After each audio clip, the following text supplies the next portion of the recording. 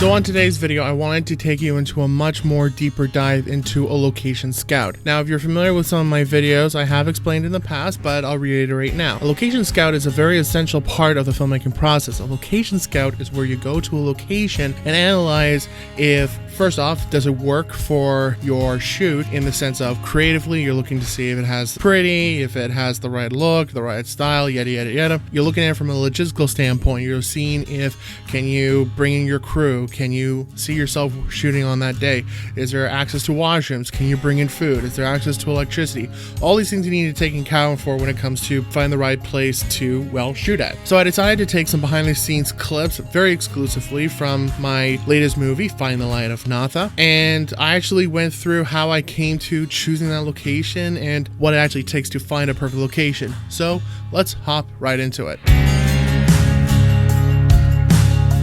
Today, kind of doing a bit of a tech scout. Now, the difference between a tech scout and a location scout is basically a location scout is you're just trying to find a place that would be good for your shoot. So I kind of found a place at Earl Rowe Provincial Park. This is mainly basically a camping ground, plus if you see behind me, there's a beach and a lake. Now, of course, my shoot is at the end of September. I sincerely doubt that anyone's going to go swimming around this time. I'm thinking of shooting the movie right here because, like, if you look around me, there's tons and tons and tons of just beautiful, beautiful scenery for me to shoot at. I've already been here before. I took a few snapshots, so I know that this would work, because I wanted to see, like, okay, like, I want to take a second look, make sure this would work. What do I need? Where am I going to place everything?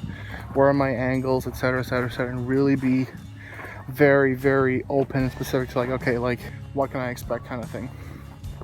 So one of the things I really wanted to check out was, I was told that this place is extremely busy if it's a nice day. Yeah, there's hardly anyone here. Like, there's a few kids kind of biking and making noises. There's a bunch of people just walking around, because there are a few limitations. Like, I don't get to block off the area, which is kind of too bad. That would be really helpful, but it is what it is. But again, what I can do is put up signs and just let people know, it's like, hey, we are shooting here. You know, please don't make noises, and if you can, please go around. But usually people are really good about doing that. I sincerely doubt that there's going to be a person deliberately walk and run into frame. And I'm glad I can shoot here, because, like, I really wanted this spot, this particular view. Oh, gorgeous. So we'll see how that goes. So this is where I'm thinking of. There's lots and lots of company, as you can see. But the really cool thing is, if we can shoot here, I mean, like, look at that background, just kind of back there. Because you have the water and then you have the trees.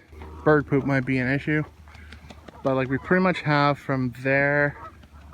As you can see, what's really nice about this area is that the beach is like 30 steps away, so not a big issue whatsoever. That's one of the reasons I really wanted to film here, is because everything is pretty much in close proximity.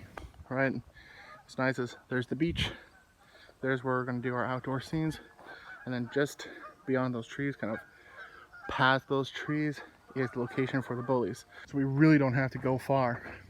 This is where we can shoot the house exterior, right? Like, kind of where those tables are, we can have the house kind of there. Now we have all this three-dimensional space, because we have trees. Like, we have the house just in front of this tree, and then as long as we shoot kind of in this vicinity, what we might just do, there's a trash can in the background, bring the trash can up here, because that way we can use it very easily. Hey, I didn't realize the path was that clear, so we'll see. But again, another great thing is I can walk this way, like literally go 180 degrees this way, and we have a different area that we can shoot.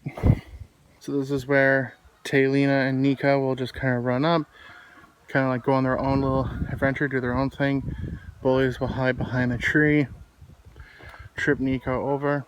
Of course, even though I did plan for this specific spot to be in our movie, unfortunately, due to some complications, again, I can't really restrict the area to just me, so other people had to be allowed to go through this park and be able to claim certain spots for their own. So this very spot ended up being taken by other people, so I couldn't really shoot here, so then I had to change to a different spot, which you see here, which is in the final movie, which actually worked out better because it was literally right next to our primary shooting location. So it's just funny how sometimes things can change, and if you're lucky, some things can actually work out even better. There are kids freaking screaming everywhere. Good grief.